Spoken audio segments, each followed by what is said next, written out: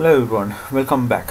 Now we discussed DB1 the other day and I posted a video on that, and today and right now I'm going to do the rest of the DBs, and actually there's going to be DB2, DB3 and DB4. So without wasting time, let's straight away go to the paper and scroll all the way down to the database question. Right now, this time I'm not going to look at giving the output, because I showed that on the first one. And let's straight away start with DB1.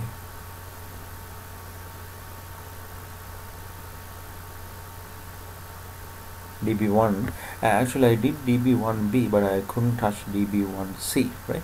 Answer these questions on the document task DB1. Suggest a suitable validation rule for the title field.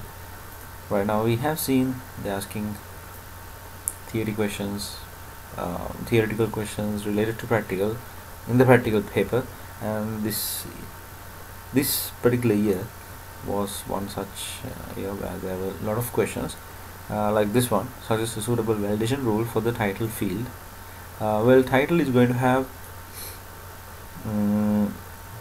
Dr., Miss and Mr. So you will be selecting. It's easy if you can select a value from a given list. So this will be similar to a table lookup or a list lookup, where you go through a set of values already given, right?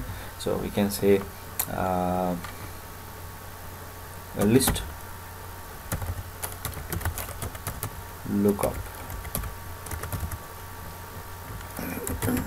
check against a set of values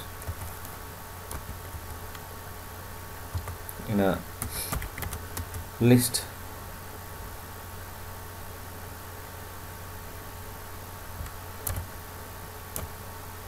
So it can be called the list lookup, right? Explain why validation rules are used in a database. Why validation? So actually validation is the process of making sure that the data is entered correctly. And why do you want to make data correct when it is entered? Because otherwise it can lead to what is called garbage in, garbage out. To avoid this, we have to make sure the data is correct and accurate. So when we process on the correct data, we get the correct results, right? So first of all, it's better to say validation is the checking whether data is entered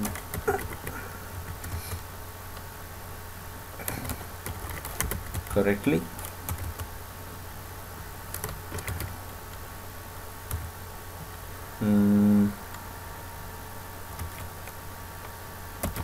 When processed,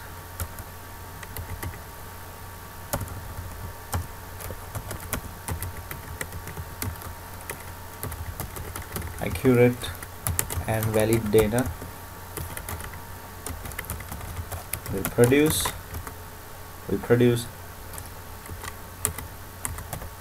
accurate results.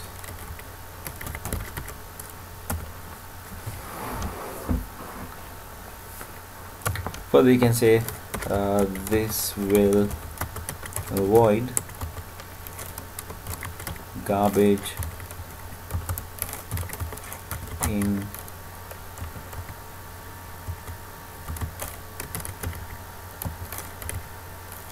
garbage out. So remember to write it like that. It's very important you get the points correct, right? And it's 2 marks. Okay, let's go to DB2A. Now here Leonie wants a list of workers with Downley as the second line of their address. Second line of address.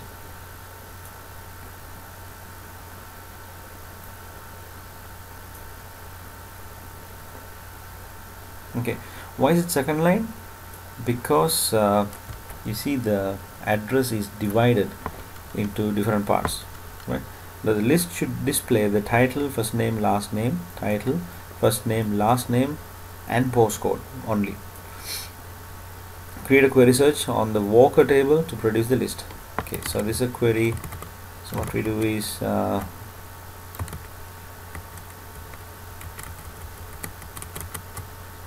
let's open the database. Enable the content. Don't forget to enable the content. You have to go to create query design. So remember to go to table design, query design, form wizard, and report wizard. So let's go through the query design. Select the table. Here you have to select the worker table.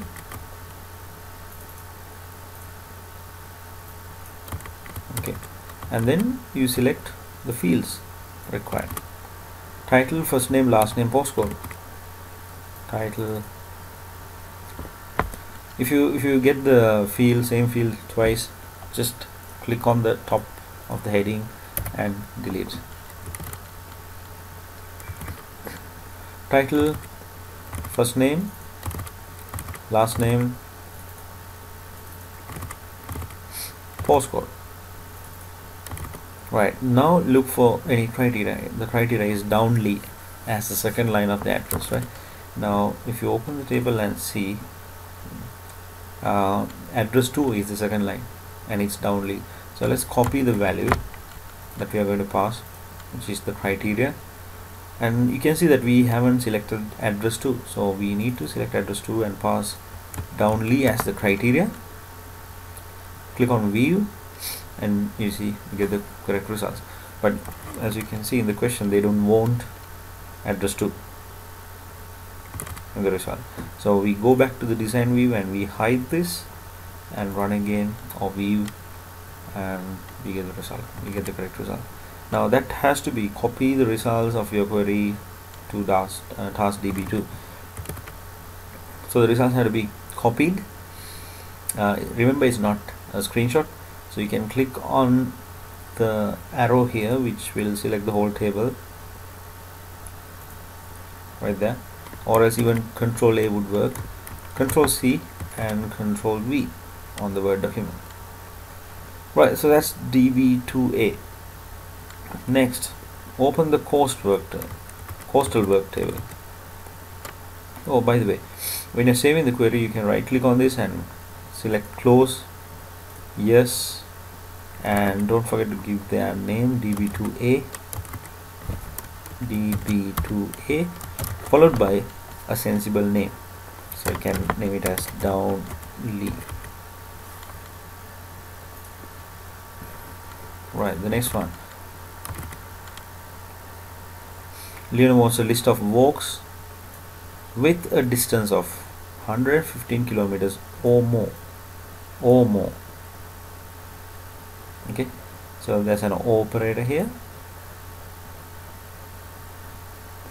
So 115 kilometers or more means you have to look for greater than or equal to 115. Okay, and only the fields walk name, region, distance, rating in this order. Right. So it's again create query design. This time we had to use coastal walk. Again, if you get an extra table like this, just simply select it and delete. Okay, now what are the fields? Walk name, region, distance, and rating. Okay, the distance should be 115 kilometers or more. So distance, under criteria you put greater than or equal to 115. Oh, 115. So remember, equal should come after the greater than sign, but not before that, right? Okay, that's it. Run it. You get this. Again, you can right click on it and save. When you're saving, give the name, the code name or the question number, as well as a sensible name. Well, let's go to the next one, DB3. Now in DB3 they have given the 3 tables and they are already linked. Now let me explain the relationship here. Usually they ask you to link the tables, but here luckily they haven't asked, but they have asked 2 theoretical questions related to database, right? Okay, as you can see that this is the primary key of the coastal walk ID. History ID is the primary key of the history. Walk ID is the primary key of the walker table.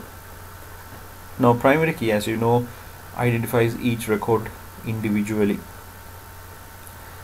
When a primary key is repeated in another table, it is called the foreign key, such as coastal walk ID in the history table, such as the walker ID in the history table.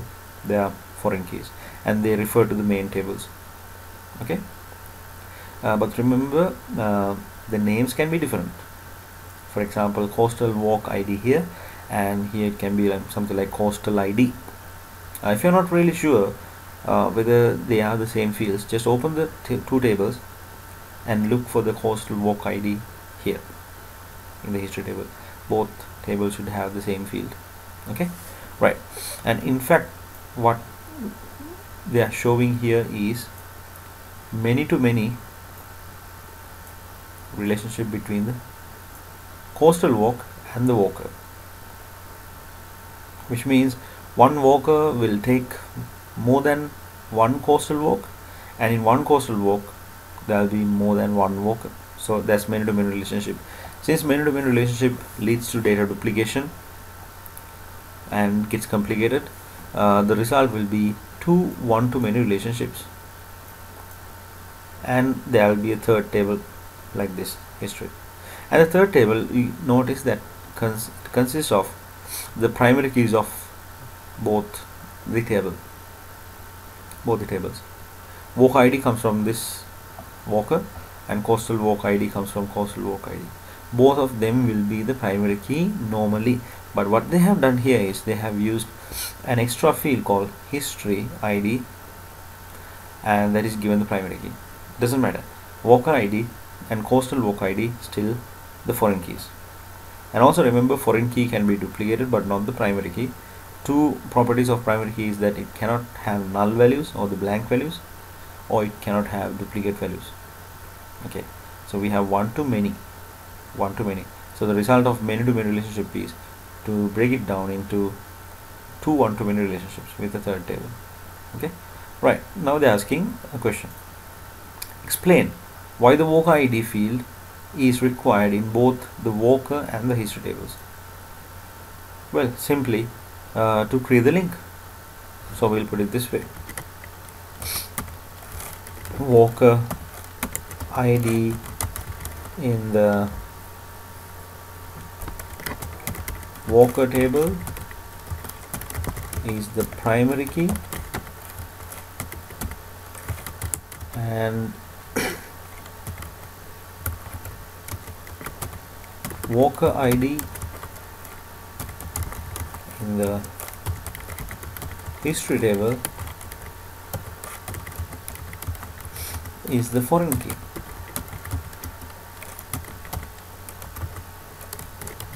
The link is created between the primary key and the foreign key.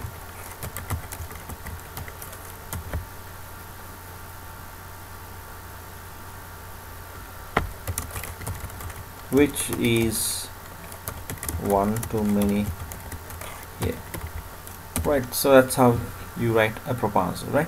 Okay, take a look at the second question. Explain why it is better to store the data in 3 tables rather than in just one table. Okay, well, you may have heard about this flat file database, right? In flat file database you have a single table with all the information, and a flat file database is going to have a lot of data duplication. For example, if a student is taking number of subjects, for all those number of subjects you are going to duplicate the same details for that particular student.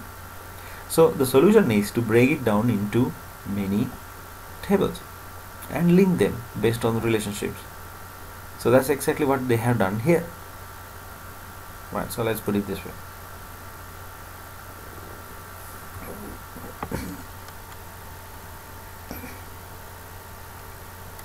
If all data stored in a single table,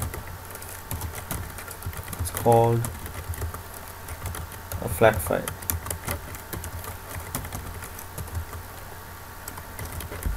Flat file leads to data duplication.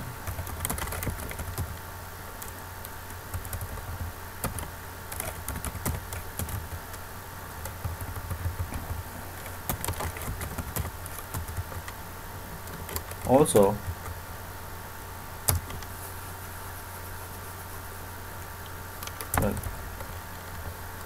by dividing into many tables, the database will be more organized.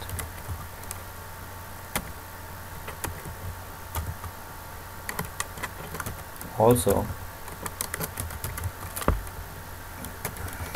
it will reduce data duplication greatly. Right, that's the answer. Okay, let's go to B. Leona wants a list of walkers who have completed either the Anglesey walk or the Durham walk. Now that's an operator between the two walks, right? Show only the fields first name, last name, birth date, walk name, walk date and walk time in this order. Remember, in this order, that's very important. We sorted in ascending order of walk date within ascending order of walk name. Now that's a within part, right? If there's a within part, remember the within part should be sorted first, which means the walk name should be sorted first. So walk name is the primary sort and walk date is the secondary sort. Right, now let's see how we do this. Right? So it's another query. So go to query design. Well, this time you will have to use all three tables. Oh, by the way, before this I must show you the linking. So let me close this and go to database tools and relationships. Okay, here we go, the links. Let me first remove these links and show you from the beginning. Just click on the link and press delete. After delete, I'll delete the tables also. Close. Right, go to database tools, relationships, show table and add all three tables. Expand them. Right, now you have to look for the primary key and the foreign key. Now you can see coastal walk ID is here and coastal walk ID is here. So let's drag and drop the primary key to the foreign key or the foreign key to the primary key. And don't forget to enforce referential integrity. So what happens is, when you do that, you get these two symbols, and also it will check, the database will check if you enter a coastal walk ID to history table, then it is registered in the main table. If not, it will give an error message. right? Okay, similarly take the walk ID and drop it onto the walk ID, enforce, create. Now that's how you create the link. Well, yeah, if they ask you to show how you linked it, you can take a screenshot or a snip of the relationships. You can even highlight the primary key and the foreign key, right? And you close and save the relationships, right? Okay, now when you go to the query design and add the 3 tables, automatically the link appears. No need to do anything, right?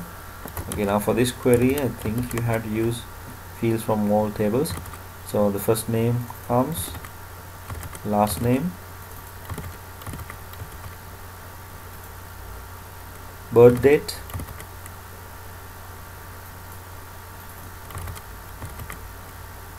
walk name, comes from coastal walk, walk date and walk time, walk date, walk time.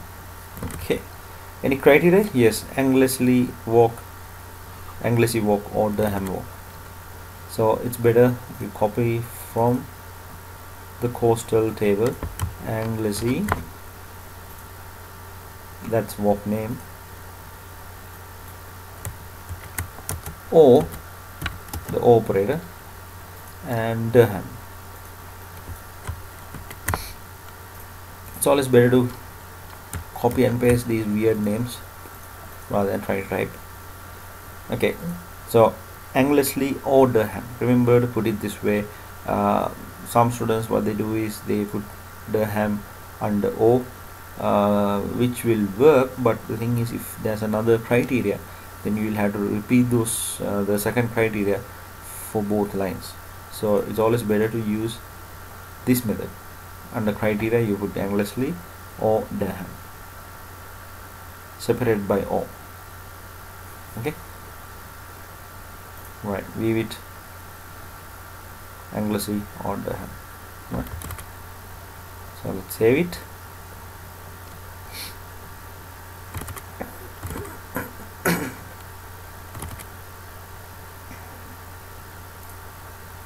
Right click on the tab, close, yes. This is DB3A, so DB3B,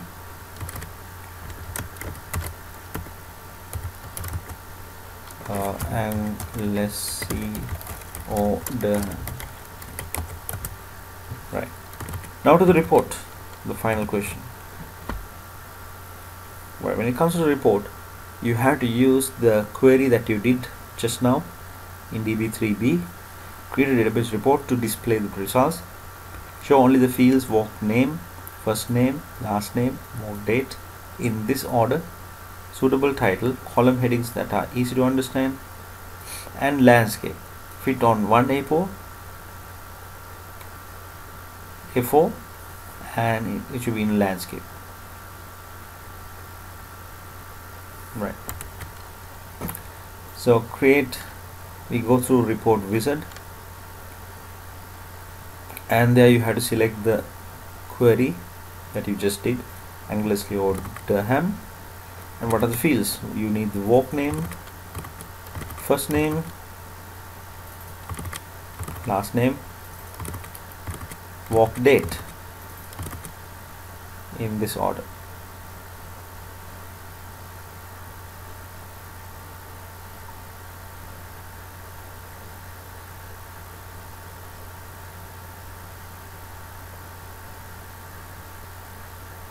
Yeah, right, that's it.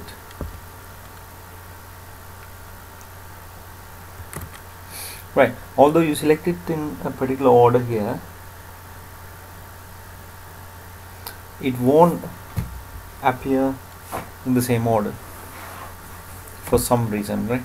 So at the end you will have to rearrange them. So next, now the walk name is going to have a grouping level.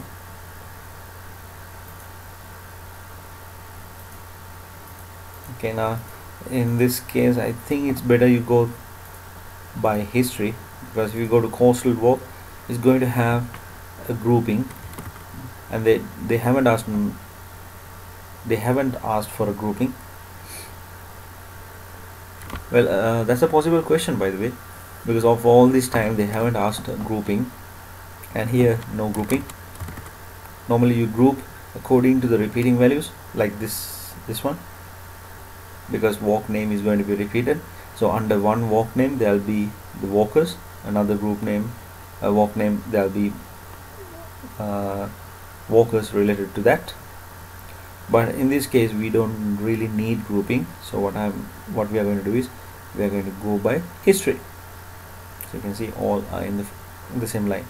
Next, any grouping? No, we are not going to group. Any sorting? They haven't asked for any sorting either, but just remember that this will be the first level sorting, this will be the second level sorting, first priority, second priority. Next,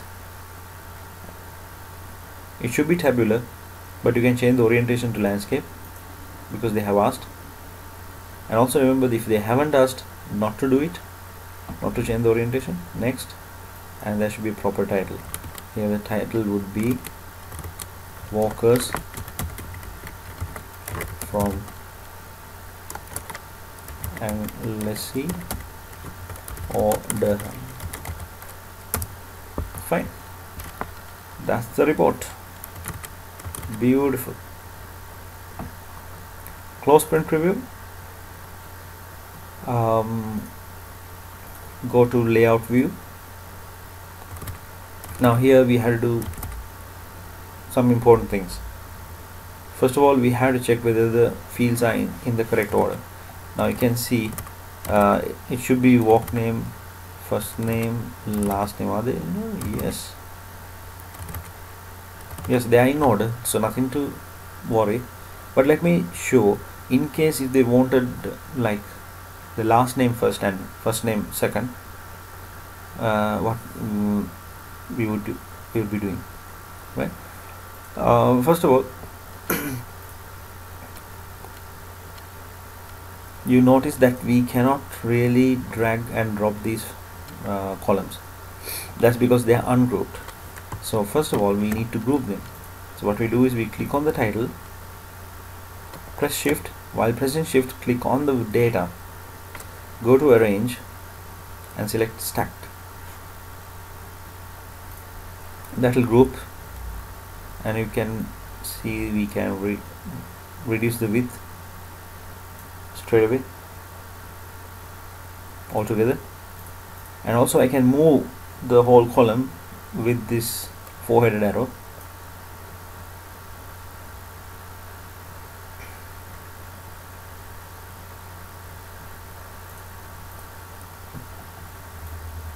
Like that. Okay, so similarly we'll click on first name, shift data, first name, shift data, while pressing shift, arrange stacked, bring first name here. And also remember not to touch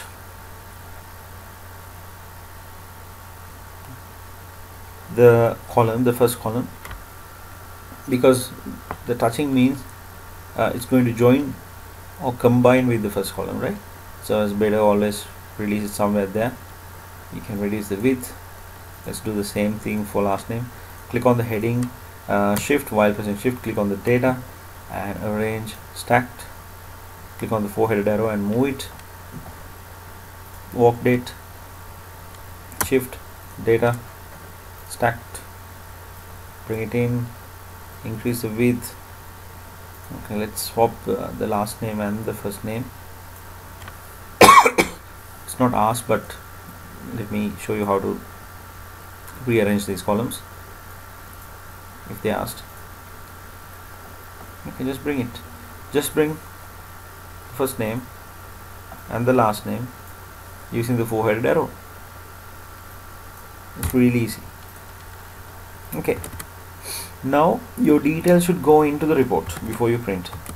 For this, what we do is we go to the design view, and as you all know, we can take the report footer from there, or else we can take the mouse pointer from there and increase the page footer.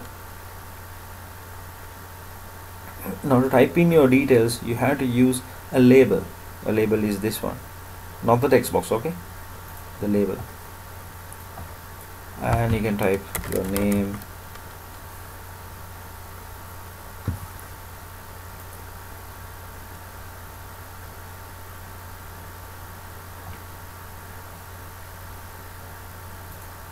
type your name and class.